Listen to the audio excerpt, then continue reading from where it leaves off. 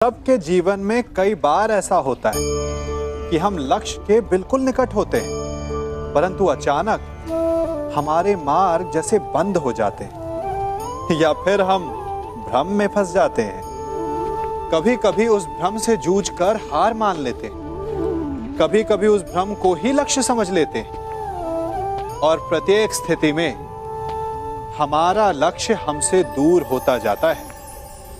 अब प्रश्न ये उठता है कि ऐसे में क्या किया जाए, और उत्तर है धैर्य।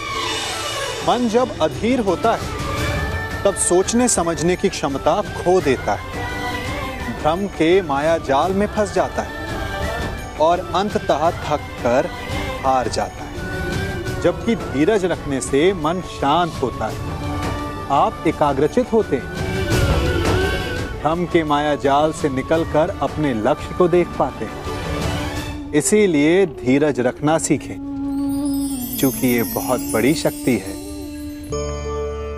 कभी कभी ऐसा नहीं लगता कि सब कुछ होते हुए भी आपको कुछ और चाहिए, ये मिल जाए तो वो चाहिए।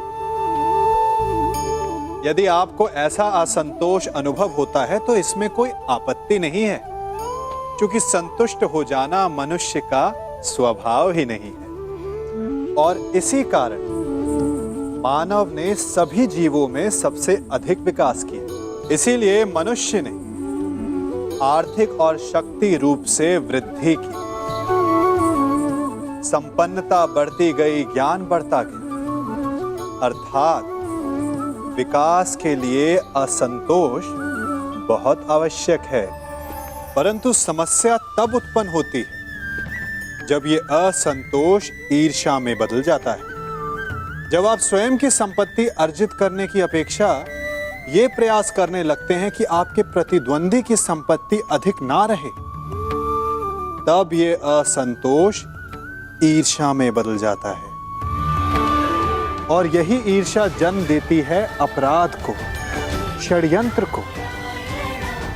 तो प्रश्न ये उठता है कि इस ईर्ष्या से बचा कैसे जाए, और इसका केवल एक ही उपाय है। जब प्रयास अपने साथ साथ दूसरों के विकास का भी हो,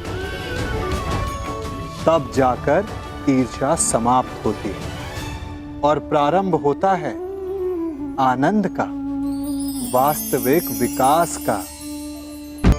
हम सब अपनों की, अपने मित्रों की, परायों की सहायता करते हैं, परंतु हम सब के मन में एक व्यथा रह जाती है कि वो हमारा उपकार भूल गया, कि उसने हमें सम्मान नहीं दिया, कि समय पड़ने पर उसने हमारी सहायता नहीं की। होता है ना ऐसा? अब प्रश्न ये उठता है कि क्या हमें उपकार भुला देना चाहिए या नहीं? और उत्तर भी दो हैं, हां भी और ना भी। हमें दूसरों पर किए गए उपकार को भुला देना चाहिए, परंतु यदि किसी ने हम पर उपकार किया है तो उसे नहीं भुलाना चाहिए। यदि दूसरों पर किए उपकार भुला दिए तो अपेक्षा नहीं रहेगी, अपेक्षा नहीं रहेगी तो वो टूटेगी नहीं, मन कुंठित नहीं होगा। और स्वयं पर किए गए उपकार को स्मरण रखा तो उसे चुकाने के लिए सदा तत्पर रहेंगे, उपकार करने वाले के कृतज्ञ रहेंगे, तब भी मन प्रसन्न रहेगा। और यदि हम सभी ऐसा करने लगे तो सबके मन को संतोष रहेगा। अपने लक्ष्य तक पहुंचने के लिए साधना कठिन होती है, परंतु उससे अधिक कठिन होता है अपने कर्तव्य के लिए साधना को छोड़ देना।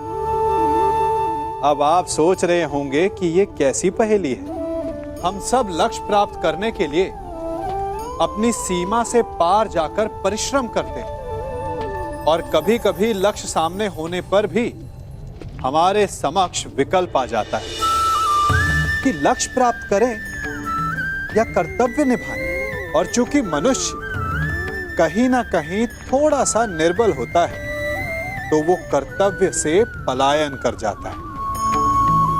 तनिक सोचिए, बिना कर्तव्य के लक्ष्य पाना क्या आपको आनंदित करेगा?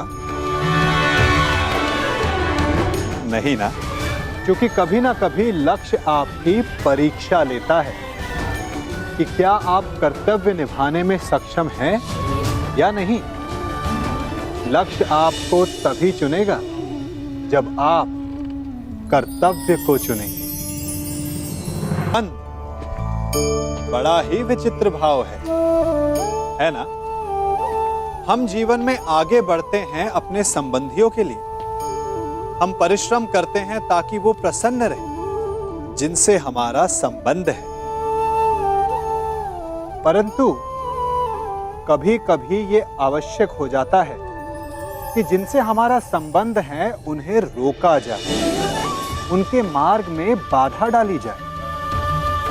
अब आप कहेंगे कि ये कैसी बात है? जिनसे हमारा संबंध है, जिनसे प्रेम है, उनके मार्ग में बाधा क्यों? आवश्यक है।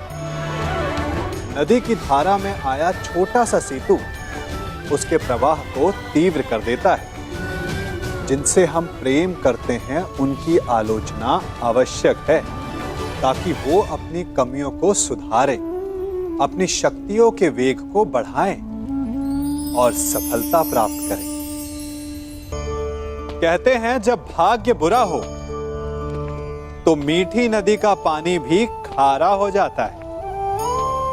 क्या आपको भी यही लगता है?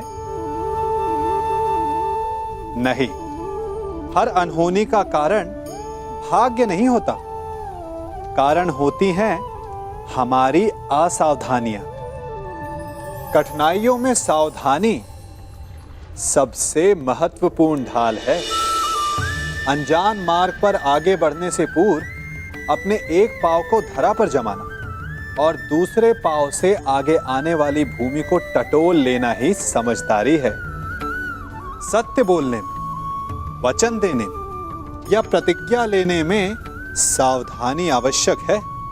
अर्थात सावधानी का अर्थ है पहले भविष्य का आकलन कर लेना। यदि घर की नींव डालने में असावधानी बरती जाए तो इमारत चाहे कितनी भी सुंदर क्यों ना हो, वो ध्वस्त हो ही जाती है। इसीलिए सुरक्षित भविष्य का आधार है वर्तमान में बरती हुई सावधानी। क्योंकि भविष्य में क्या होने वाला है ये आप जान नहीं सकते, परंतु उससे बचने के लिए सावधानी की ढाल का प्रयोग अवश्य कर सकते हैं। मनुष्य का जीवन हार और जीत, विजय और पराजय, सफलता और असफलता के मध्य झूलता रहता है। आपके साथ भी ऐसा होता होगा, है ना? जब आप सफल होते हैं, किसी चुनौती पर विजय पाते हैं, तो मन प्रसन्नता से आनंद के उपवन में झूमने लगता है। और जब आप असफल होते हैं, तब मन दुख और पीड़ा के सागर में डूबने लगता है। परंतु वास्तव में सफलता और असफलता है क्या? तनिक ध्यान से सोचिए। ये केवल हमारी मनोस्थिति मात्र है। हमारी पराजय तब नहीं होती जब हमारा शत्रु विजय प्राप्त कर ले। हमारी पराजय तब होती है जब हम पराजय स्वीकार कर लें। हम असफल तब नहीं होते जब हम लक्ष्य न पा सके। हम असफल तब होते हैं जब हम प्रयास करना बंद कर दें। इसलिए प्रयास करते रहें और हार ना मानें, क्योंकि जिस दिन आप हार स्वीकारना बंद कर देंगे, जीत आपके चरणों में होगी।